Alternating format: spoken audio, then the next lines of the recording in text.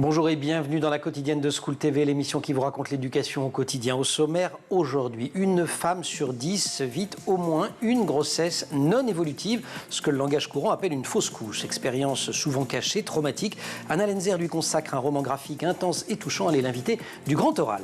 L'Anti-Sèche de Brandon Noiret. L'Anti-Sèche, vous le savez, c'est la façon dont l'actualité résonne dans les programmes. Actu dans les kiosques avec cette une du magazine Histoire Junior consacrée à l'ère du Meiji. C'est au Japon et c'est au programme des classes de 5e, 4e et même seconde. L'heure de la récré, toujours avec Brandon. On reste avec de l'histoire et une sortie BD, les super-héroïnes de l'histoire. C'est aux éditions Quelle Histoire. Rendez-vous enfin comme tous les vendredis avec Célie Luton. Nous pousserons les portes de sa librairie pour des conseils de lecture pour les enfants et les adolescents. La quotidienne de School TV, c'est maintenant, c'est parti. Grand Oral. Comment écrire l'absence, comment remplir le manque, comment combler la béance? Cette question traverse le très bel album que publie aux éditions Les Insolentes Anna Lenzer. Son titre, c'est déjà Maintenant qu'on se quitte. Anna, bonjour. Bonjour. Je suis ravi de vous accueillir. Merci. Cette béance dont je parle, c'est celle de, d'ailleurs on la voit sur la, je remonte la couverture, mais elle est vraiment dès la une, c'est celle de l'enfant à venir qui n'est pas venu. Alors je spoil tout de suite, parce qu'on l'apprend de toute façon très vite en lisant votre livre. Vous racontez ce qu'on appelle dans le langage courant une fausse couche. Tout à fait. Oui, je suis tombée enceinte il y a 3 ans, à la fin de l'été 2020. Et évidemment, j'attendais cet enfant, donc j'étais très excitée. J'ai commencé à nouer un lien avec cet enfant à venir. Et puis très rapidement, à la première échographie auquel nous avons été avec mon compagnon, on s'est rendu compte que la grossesse s'était arrêtée. Et donc, de l'attente d'un enfant, on est passé à la sidération et puis à l'attente que la fausse couche se déclenche. Il y a une forme de deuil, hein. Rien que cette expression d'ailleurs de fausse couche, et vous le dites, elle porte des sensations que vous décrivez, de se sentir sali, de se sentir coupable même. Oui, il y a une... en fait, cette expérience est très naturelle. C'est un signe de bon fonctionnement du corps, mais ça n'a aucun sens. Parce qu'on est... le corps enceint, c'est les hormones qui sont très présentes, c'est le corps qui change, c'est des émotions aussi qui sont très fortes. Et puis, du jour au lendemain, ça n'existe plus. Donc, c'est une perte, un deuil à traverser. Et un deuil à traverser parce que le livre il s'ouvre déjà sur une, je vais la retrouver, une traînée rouge qui peut évoquer aussi bien la passion, la vie, le rouge, ça a plein de significations, le désir, que effectivement le sang. Et on a tout ça dans ce premier flot. Et à peine enceinte, dans votre esprit, l'enfant existe. Votre compagnon, lui, puisque vous parlez de lui, il a un rôle plus distant. Il dit attends, il faut attendre la première échographie, les 3 mois. Oui, parce qu'on nous dit beaucoup. Voilà, je vous la montre cette. On nous dit beaucoup, inaugure... avant 3 mois, il ne faut pas trop le dire, parce qu'on ne sait pas ce qui peut arriver. Ouais. Parce que les fausses couches, la plupart se déclenchent avant 3 mois. Le problème que ça provoque, c'est déjà un immense tabou sur ce sujet-là, puisque on ne parle pas d'une grossesse avant 3 mois. Et puis aussi un problème de prise en charge. On ne déclare une grossesse à l'assurance maladie qu'au bout de 3 mois. Donc on est pris en charge. Ça n'existe pas en fait. Ça n'existe pas. Ça n'existe pas. Et médicalement, ça n'existe pas non plus, parce que le médecin que vous faites intervenir, il essaye de vous dire n'y pensez pas trop, mais pour autant, il ne vous prévient pas à proprement parler, il ne vous dit pas... oui. Ce qui peut arriver, et pourtant qui arrive à un quart dans un quart des grossesses. C'est énorme, un quart. Et même si on le sait, on se dit jamais, on sait que ça peut arriver, mais quand on est enceinte, on se dit jamais que ça va nous arriver à moi, enfin que ça va m'arriver à moi.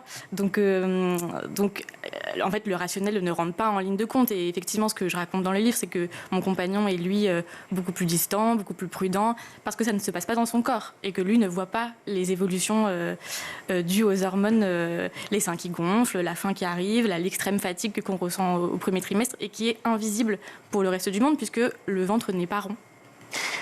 Le moment de l'annonce, le moment où on vous dit en fait c'est vide, c'est ça que l'expression, c'est pour ça aussi que je gardais, vous l'illustrez merveilleusement d'ailleurs, mais cette notion de béance, cette histoire de cette notion de manque, vous représentez la scène avec plein de mots qui s'entrechoquent, et vous l'avez vécu comme ça en fait, vous ne compreniez plus le sens de ce qu'on vous disait? Oui, il y a un enchaînement de rendez-vous médicaux, on vous parle de grossesse non évolutive, d'embryons, de fœtus, de prise de sang pour vérifier qu'il n'y ait pas une grossesse extra-utérine, d'œufs clairs. Enfin, c'est tout un vocabulaire qui est nouveau à ce moment-là. Et moi, à ce moment-là, je suis juste sidérée par l'annonce, par le chagrin. Et puis, c'est très violent. C'est très violent, on est très perdu et toujours ce décalage avec le père qui semble un tout petit peu moins bouleversé, mais il dit... il comprend d'une certaine manière quand même, il est avec vous, parce qu'il dit, écoute, oui, mais moi ça faisait pas 3 mois et puis je ne le portais pas. Oui, tout à fait, ce n'était pas dans mon corps. Ouais, c'est ça. Et il y a cette conscience extrêmement forte, à la fois une déflagration muette et je n'entends plus rien. Ben oui, tout s'arrête en fait. Ouais.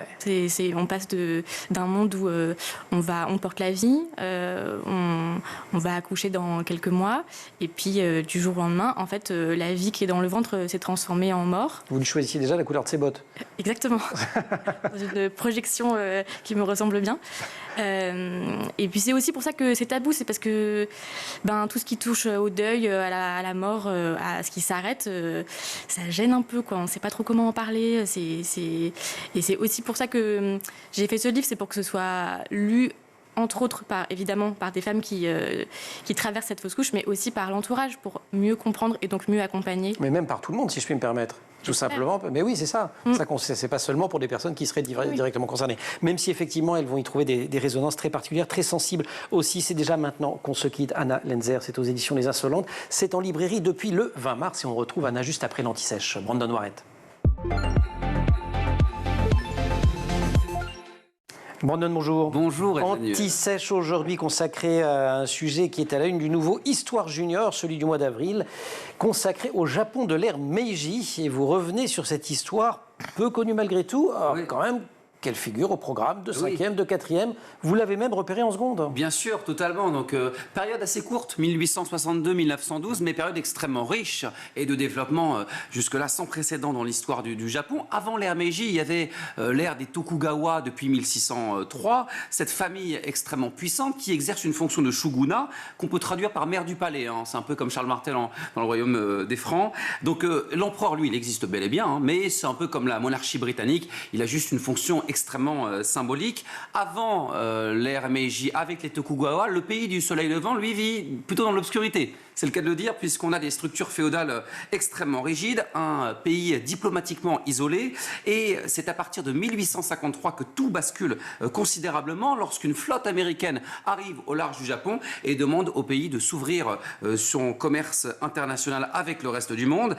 Et là, on a des conflits internes avec les conservateurs et les réformateurs. 1867, on a le shogun Yoshinobu qui remet ses pouvoirs au plus jeune empereur Meiji, et là, forcément, il obtient tous les pouvoirs et c'est le début d'une nouvelle ère. L'empereur. Ça veut dire quoi d'ailleurs? Ça veut dire lumière. Voilà, pays du soleil levant, ça vient de là. On passe de l'obscurité à la lumière, et le pays se transforme radicalement puisqu'on passe d'une société féodale, comme vous venez de la décrire, isolée, à une nation moderne, industrialisée. Oui, et 1872, ligne de chemin de fer qui arrive, chouchou au Japon. On a aussi un développement considérable qui fait faire le chemin de fer maintenant. Un développement considérable qui s'aligne surtout sur le fonctionnement occidental. On a un service militaire qui est instauré, une armée moderne sur le modèle allemand. Exit aussi les beaux uniformes des samouraïs et leur l'armement féodal. On porte désormais un armement qui ressemble plutôt aux armées françaises. On engage aussi des conseillers britanniques, français, allemands et nord-américains pour créer un système juridique et politique. On adopte aussi le calendrier grégorien, le nôtre, avec une constitution également et deux assemblées élues. Et il n'y a pas que dans l'armée que l'on porte désormais une tenue occidentale, dans la rue également, avec des hommes qui portent des cravates et de très beaux chapeaux melons. On a des transformations qui se font également dans l'assiette, puisque au revoir les baguettes et bonjour les couverts et les couteaux et les fourchettes. Les maisons en bois aussi disparaissent. On laisse place à une vie quotidienne marquée dans le fer de cette vie occidentale. Côté école, puisqu'on est sur School TV également, puisqu'on a les temples bouddhistes qui faisaient l'éducation des plus jeunes. Et bien là, on a des écoles qui voient le jour. On a aussi des étudiants qui partent à l'étranger pour étudier. Une alphabétisation, un taux d'alphabétisation extrêmement élevé qui ressemble plutôt à ce qu'on peut voir en Occident, avec 50% de la population qui sait lire et écrire. Bien sûr, on a ce pays qui se transforme et qui va se battre aussi notamment vis-à-vis de son voisin chinois. Une première guerre sino-japonaise 1894-1895, une guerre avec la Russie. C'est la première fois dans l'histoire de l'Asie qu'un pays, le Japon, réussit à battre la Russie 1904-1912. En tout cas, voilà, effectivement. Et après, on a d'autres guerres, toujours contre les Chinois avec la Mandchourie. Et On se souvient bien sûr du Japon qui intervient durant la Première Guerre mondiale du côté des Alliés et dans la Seconde contre les Alliés avec notamment les bombes Hiroshima et Nagasaki, les bombes américaines. Et donc voilà, on apprend beaucoup de choses sur cette histoire junior. Et si on veut tout savoir, on lit dès le 1er avril la nouvelle formule du magazine Histoire Junior qui est agrémentée d'autres dossiers. Brandon, merci beaucoup. On se retrouve pour la récré. Oui. Grand oral, Anna Lenzner. Une grossesse sur 4 se termine par une fausse couche. Cela concerne donc au total 200 000 grossesses par an dans notre pays. C'est un fait absolument majeur qu'Anna Lenzner aborde dans un roman graphique qui vient de sortir aux éditions Les Insolentes et que je vous recommande vivement. Voilà, j'allais dire dont on vous recommande la lecture. Je me reprenais parce que ce n'est pas qu'une lecture, c'est aussi un plaisir sensible, extrêmement fort. Il y a une nouveauté de cette année 2024. Depuis le 1er janvier, les arrêts de travail à la suite d'une fausse couche sont indemnisés sans délai de carence. Quand on vous lit, on se demande pourquoi il a fallu attendre aussi longtemps, parce que ça dévaste le corps autant que le psychisme. Oui, mais comme c'est un sujet tabou qui reste dans la sphère privée, tant qu'on n'en parle pas, tant que ça reste tabou, ça met du temps à devenir un sujet de politique publique. Et ça ne l'est toujours pas suffisamment, puisque ce fameux arrêt de travail, c'est super qu'il existe, mais paradoxalement, il met quand même en danger les femmes, puisque pour pouvoir en bénéficier, il faut que sur l'arrêt de travail, il y ait indiqué fausse couche. Donc, ça rompt le secret médical et ça fragilise des femmes qui n'ont pas forcément envie que leur employeur soit au courant, puisqu'il y a encore énormément de femmes qui ont des projets de grossesse et qui se voient licenciées, ou en tout cas leur contrat prend fragilisé n'est pas reconduit. Tout à fait. À partir de septembre aussi, les agences régionales de santé, les ARS, devront mettre en place un parcours fausse couche qui associe des professionnels médicaux, des psychologues hospitaliers ou des psychologues libéraux. Donc tout ça va dans la bonne direction, mais vous, au moment où ça vous arrive, pourtant c'était il n'y a pas très longtemps, qui vous aide en fait votre compagnon, ça on l'aura compris, mais à part ça? Mon compagnon, mes proches, avec qui c'était pas une difficulté d'en parler, et puis quand même les professionnels de santé que j'ai rencontrés, et j'ai eu la chance que ce soit des professionnels qui étaient sensibilisés au sujet, mais ça l'est encore trop peu aujourd'hui. Et c'est pas dans le cadre d'un parcours, ça reste quand même une démarche tout à fait. Singulière, le lien entre patients et soignants. Oui. Tout à fait. Et actuellement, on voit encore des femmes qui se retrouvent à être prises en charge pour leur fausse couche dans une maternité, à côté de femmes qui soit ont leur enfant, soit qui sont enceintes jusqu'aux yeux. C'est très difficile de vivre ça. Qui entrent dans une salle d'échographie et on voit encore les images de l'embryon ou du bébé de la patiente précédente. Donc c'est important qu'il y ait un parcours spécifique. Il y a une prise en charge. Il y a la douleur insoutenable, le stress. Et puis alors j'avoue que vous m'avez fichu la trouille, je vais peut-être pas, si je vais spoiler un petit peu quand même, une fois que cette grossesse est interrompue, il y a des analyses médicales et on attend les résultats de ce qu'on appelle l'anapath, l'analyse pathologique. Et là, tout ça ne s'arrête pas au moment où... Non, et puis après ça c'est plus une formalité qu'autre chose, mais c'est vrai que quand on... Mais quand on est dedans, j'imagine qu'on le vit mal. On n'y connaît rien, on se dit un peu gloops. Et puis la fausse couche ne s'arrête pas à l'événement, c'est-à-dire à l'expulsion, à l'accouchement, parce qu'ensuite il y a le manque qui s'installe, la tristesse, le chagrin, le deuil, comme vous le disiez au début. En fait, une vraie période de vide avant de retrouver du désir pour la vie. Donc c'est un long parcours. Quand on essaye de vous aider, on s'y prend pas forcément bien. Donc moi j'ai appris des choses, c'est que si une amie fait une fausse couche, il faut que j'évite de lui envoyer des injonctions du genre « Oh bah au moins tu sais que ça fonctionne » ou alors « Ce sera bon pour la prochaine fois ». Ça c'est les trucs qui font plus de mal que de bien. Oui, complètement. Mais qui partent d'un bon sentiment.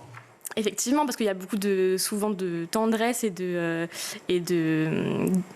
d'envie de bien faire chez ces personnes-là. Mais c'est vrai que des phrases comme ça marchera la prochaine fois, c'est signe que ton corps fonctionne bien puisque ça a marché une première fois, mais voilà. Tout ça, quand on est dans le deuil, on n'a pas envie d'entendre ça en fait. On a besoin de présence. Mais c'est normal que les gens soient un peu gênés ou ou ne trouvent pas les mots justes parce que c'est une expérience difficile et c'est pour ça aussi que j'ai fait ce livre-là, pour aider, parce qu'on ne peut pas sortir de la solitude toute seule. C'est ça, parce que c'est exactement ce que vous dites. À partir du moment où vous avez entre autres ces réactions qui vous font plus de mal que de bien, à un moment donné, assez vite, vous vous dites « je me tais ». Et à partir du moment où vous taisez, vous dites « je vous cite, personne ne nous voit ». Tout à fait. Oui, parce que, à part dans l'entourage proche, Moi, c'est seulement une fois que j'ai commencé à travailler sur ce livre que je me suis rendu compte qu'il y avait des fausses couches partout, que ça concernait des amis, ça concernait des personnes de ma famille un peu plus éloignées. Les gens n'en parlent pas, les femmes n'en parlent pas, l'entourage n'en parle pas. Et donc, ça provoque un énorme sentiment de solitude quand ça nous arrive à nous. Un collectif avait signé une tribune dans Le Monde en 2022 qui évoquait, je cite, l'omerta liée aux fausses couches, un silence violent et insidieux, fin de citation. Les répliques de ce séisme, elles se font ressentir pendant longtemps, vous venez de le dire. Vous recommencez dans le livre à avoir vos règles à partir d'un certain moment, vous essayez donc de nouveau d'être enceinte, et quand ça ne marche pas, vous dites, je vous cite là encore, tous les mois, je me sens sale de ma déception. Ouais. Oui, d'ailleurs, ces fameuses règles qui reviennent, on parle de retour de couche. Oui, c'est un terme très élégant. De retour de fausse couche. Ouais, c'est ça. On utilise le même terme dans le cas d'une fausse couche et dans le cas d'un accouchement. Et c'est très... vous vous sentez sale de cette déception, dites-vous, ça veut dire quoi? Oui, parce qu'en fait, il faut à la fois... il y a une énorme injonction au lâcher-prise, alors que quand on désire follement un enfant, on veut juste que ça arrive. Et donc, c'est très difficile de, à la fois... traverser la tristesse qui est nécessaire parce que c'est comme ça qu'on en vient à bout et en même temps ne pas se projeter, ne pas attendre et donc c'est extrêmement encore une fois violent de revoir ces règles de voir tous les mois ces règles revenir. Anna Lenzner, dessinatrice et facilitatrice graphique, c'est déjà maintenant qu'on se quitte, c'est son premier roman graphique, Coup d'essai, coup de maître, on la retrouve, ou de maîtresse, on la retrouve juste après la récré. Brandon Mourette.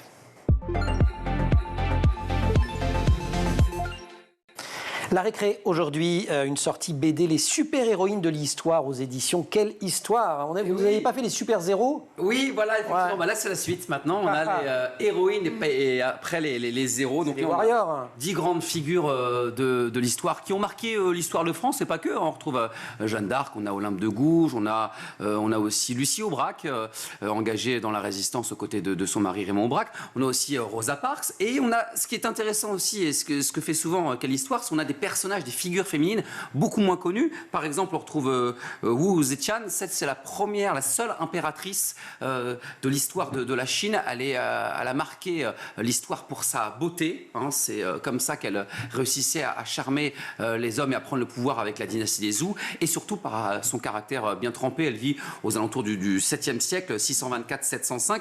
On retrouve aussi une femme qui revient aussi dans le devant de l'actualité lorsqu'il s'agit de parler de la conquête de l'espace. Exactement, la conquête de l'espace. C'est Valentina Tereshkova, 1963, première femme envoyée dans l'espace. On a aussi une Française qui est beaucoup moins connue et qui est tombée dans l'oubli au fil du temps, c'est Marie Marvin. Marie Marvin, je viens de voir le nom en feuilleton. Qui était-elle? Alors en fait, cette femme, elle a eu de nombreux exploits, de nombreux records en tant que femme et d'ailleurs battu même nombreux hommes durant la Première Guerre mondiale. Elle a marqué l'histoire de l'aviation et elle devient aussi la première femme à terminer un Tour de France en 1908. Elle a 25 records sportifs à son actif, notamment dans l'alpinisme, du vélo et du bateau également. Donc elle a marqué l'histoire. D'ailleurs, il y a beaucoup d'associations encore aujourd'hui qui se battent pour qu'elle entre au Panthéon. Voilà, 10 figures. Il y a toujours aussi... C'est plutôt marrant. Oui, voilà, c'est ce qui fait la force de Quelle Histoire aussi. Et là, on retrouve toujours cet humour. Alors, c'est pour les 8-13 ans en général Quelle Histoire, mais là, forcément, il y a des personnages qu'on ne connaît pas tous. Et c'est bien, au moins, on entre dans l'histoire. Si on veut, par exemple, approfondir avec des récits beaucoup plus complexes, là, on a les bases pour tous les publics. C'est ce que, voilà, parents, grands-parents, tout le monde. Oui, voilà. Enseignants. Tous les publics, c'est passionnant. 10 figures de l'histoire qui ont marqué notre temps. Voilà, c'est hyper intéressant comme toujours avec Quelle Histoire. Merci beaucoup, Brandon. Si, Grand oral, Anna Lenzner. Il y a une cruauté de la tristesse, c'est son étendue sans limite, l'impossibilité qu'il y a à lui fixer un seuil, à en ordonner la fin. Mais le moment où cela s'est dépris de vous est insaisissable, comme du sable. La tristesse vous a quitté, c'est tout. Et vous écrivez, vous aimez, vous rêvez, vous vous endormez, les bras légers et le cœur étreint. La tristesse vous aura laissé libre, mais différent. C'est un extrait d'Éloge du risque, livre d'Anna Dufourmentel, regrettée philosophe. Il est en exergue de votre livre à vous. Anna, au fond, c'est quasiment un résumé du livre. Presque. En tout cas, ça m'a beaucoup parlé quand j'ai lu Éloge du risque, et particulièrement cette phrase-là, puisqu'elle parle de comment traverser cette tristesse-là, et qu'est-ce qui nous attend ensuite. C'est un sujet intime, c'est aussi un sujet politique, un sujet de société, une étape potentielle de la maternité qui n'a pas à être cachée. C'est ce qu'écrivaient les autrices de la Tribune dans le Monde. Vous êtes d'accord avec ça? Oui, Il faudrait le porter sur la place publique. Vous avez fait des études de sciences politiques, vous, en plus, je crois. Donc ça vous intéresse, l'articulation avec les politiques publiques? Complètement. D'ailleurs, c'est dans cette tribune qui a donné lieu à une pétition, ou bien l'inverse, qui s'appelle Fausse couche, vrai vécu. Ça parle d'ailleurs, ça questionne la terminologie. Moi, je parle effectivement de fausse couche, mais ça n'a rien de faux. C'est une vraie grossesse qui s'arrête. Maintenant, on parle aussi de grossesse arrêtée. Et donc, comme je disais, c'est extrêmement important d'en parler parce que c'est en parlant que ça devient un objet de politique publique. Et toujours dans ce texte, elles écrivent « Nous ne faisons pas les fausses couches, nous les subissons ». Tout à fait, ou les traversons. Oui. Ouais. Il y a un côté culpabilisant là aussi. Tribune qui plaide pour accorder le droit aux compagnons de vivre leurs émotions et de sortir d'un discours de résistance viriliste. C'est important ça aussi? Oui, tout à fait. Moi, j'ai eu la chance d'avoir un compagnon qui m'a accompagnée dans cette épreuve et qui a aussi été très peiné par cette histoire-là, puisque on l'oublie souvent, mais quand le désir d'enfant est un désir de couple, la fausse couche, c'est aussi une expérience de couple. Et souvent, les femmes sont assez seules parce que leur compagnon ou leur compagne qui ne portait pas l'enfant n'a pas senti dans le corps la grossesse, et donc ça ne n'a pas forcément concernés. Ouais, oui, tout à fait. Ouais. Votre salut, à vous, il vient par ce livre. Et vous adressant à cet enfant qui ne sera pas, vous dites « Je t'écris et je t'ancre ». Alors vous écrivez « Je t'ancre E-N-C-R-E ». Vous auriez pu écrire « Je t'ancre A-N-C-R-E » aussi, pardon. Hein. C'est gratuit, je vous fais une petite consultation lacanienne comme ça, à l'œil. Merci. Je vous en prie. Oui, en fait, je suis dessinatrice, et donc quand je suis tombée enceinte, j'avais commencé à tenir un carnet dessiné de grossesse, qui s'est transformé quand j'ai appris que j'allais faire une fausse couche et quand je l'ai traversé en carnet de fausse couche, en carnet dessiné de fausse couche, parce que le dessin, c'est ma manière d'abord de traverser mes émotions. Et puis ensuite, c'est devenu un livre parce que d'abord, je manquais cruellement de références culturelles sur ce sujet. La fausse couche, c'est présent, mais c'est jamais présent comme un sujet à part entière. C'est toujours une circonstance secondaire, ou voilà. Et donc, ça m'a mise en colère, en fait, de voir que ce sujet concerne 200 000 femmes en France chaque année. A priori, il y a des fausses couches depuis qu'il y a des femmes, et pour autant, on compte encore sur le doigt d'une main le nombre de films, de livres, de chansons qui parlent du sujet. Donc j'ai rassemblé ce que j'avais dessiné et écrit sur le sujet pour faire ce livre, et finalement, c'est ce qui m'a permis de donner du sens à cette expérience, puisque c'est ce que je disais tout à l'heure, la fausse couche, ça n'a aucun sens. On se demande pourquoi moi, pourquoi maintenant, pourquoi tout court. Et dessiner cette histoire, ça m'a permis de sortir de cette spirale de pourquoi. Cet enfant qui vous quitte, que vous quittez très tôt, vous lui parlez pendant quasiment tout le roman, tout le livre. Vous continuez à lui parler? Ça m'arrive. Ça vous arrive? Tout à fait. Oui, parce que la fausse couche, c'est... en tout cas la mienne, c'est quelque chose qui me définit pas, mais qui m'a marqué pour toujours. Et c'est ce que je raconte à la fin du livre, donc je vais pas spoiler, mais il me reste des choses. On a un peu spoilé quand même. Il me reste des choses en tant que femme de cette expérience. Donc je parle à cet enfant qui n'a pas été, mais qui m'a habité à un moment donné. Et ça m'arrive de continuer à lui parler. Et vous avez raconté toujours, parce qu'effectivement, votre vocabulaire, votre langage, c'est le dessin. L'édition du livre, j'ai vu ça sur votre site, toutes les étapes de l'édition. Oui, et alors ça, c'est presque un manuel pour étudiants en graphisme ou en édition, parce qu'on a toutes les... Tout à fait, c'est très méta. Une autre forme d'accouchement, l'accouchement d'un livre. J'ai tenu un journal de création de cette bande dessinée en plusieurs années, dont la dernière, les 6 derniers mois, d'abord pour documenter le processus, parce que j'adore les coulisses de tout, et donc les coulisses de ma bande dessinée, j'avais envie d'en garder une trace, et aussi pour identifier ce qui fonctionne pour moi, pour peut-être un prochain livre. Ouais, exactement. Vous avez comme ce gros souci de transmission, que ce soit dans celui-là ou justement dans ce blog. Très très bel ouvrage. Allez sur Internet, vous pourrez en feuilleter quelques pages. Voilà, je vous ouvre ça un petit peu au hasard. C'est pas forcément les moments les plus... Voilà, regardez-moi ça. Est-ce que les baleines font aussi des fausses couches ? Voilà, beaucoup de registres picturaux également qui se succèdent dans ce livre. Anna, merci beaucoup de nous avoir accompagnés. C'est déjà maintenant qu'on se quitte. Récit d'une fausse couche, c'est aux éditions Les Insolentes. C'est déjà maintenant qu'on se quitte parce qu'on va aller dans la librairie de Célie Luton pour ses conseils de lecture pour les enfants et les ados. Brandon, c'est maintenant qu'on se quitte aussi. Et pardon, je n'aurais pas joué avec ce titre, qui est un titre profondément émouvant. Le livre est super émouvant. Allez, Célie Luton, la librairie. Et comme tous les vendredis, on pousse les portes de la librairie et derrière ces portes et dans cette librairie, il y a Célie. Célie, bonjour. Bonjour. C'est le printemps, il y a des nouveautés printanières. Exactement. Et la première, alors carrément, elle est de saison. À pas de pluie, de Justine Gauthier et Laure Van der Hegen. C'est un album chez Thierry Magnier. Et oui, là, ça va être vraiment une jeune fille et sa chienne qui vont aller se balader. Écoutez, la pluie, c'est comme un concert sauvage. On va sentir l'odeur de l'herbe mouillée. On va se balader tout en poésie. Nous sommes toujours en mars. C'est toujours le printemps des poètes. Et c'est hyper sensible hein, comme travail. Beaucoup de choses sur les images. L'image prend progressivement toute la place. Elle s'efface, mais elle amplifie le texte. C'est bouleversant. Et donc ça, si je suis bien vos conseils de lecture, ça peut être vraiment pour les tout-petits. Oui. Parce que l'image et le texte racontent des choses à peu près semblables, on se débrouille, quoi. Alors, à partir de 3 ans, on va comprendre l'image sans problème et le texte, tant qu'on peut, à chaque fois, un peu plus.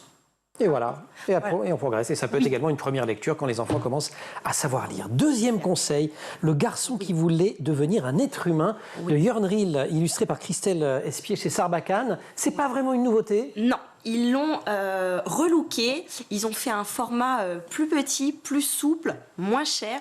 Le texte est toujours aussi sublime. Donc là, Ça raconte quoi alors? Alors c'est l'histoire d'un jeune viking de 12 ans qui part dans la première partie, il part pour venger son père assassiné. Et évidemment, au-delà de la quête de vengeance, il va se trouver énormément il va se connaître dans l'amitié. Vous avez des réflexions très, très fines. Et c'est... Voilà, je ne veux pas que je dise trop de choses. Là, je pourrais m'emballer. Oui, je sens que vous êtes sur des œufs. Je sais. Parce que c'est en plusieurs livres. En tout cas, j'ai essayé de montrer quelques images. Il y a une très, très belle ambiance, parfois un peu crépusculaire. Des bleus très profonds.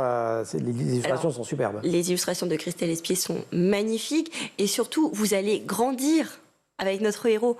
Vous allez aller de ses 12 ans jusqu'à ses 16 ans. Vous allez avoir une histoire d'amour.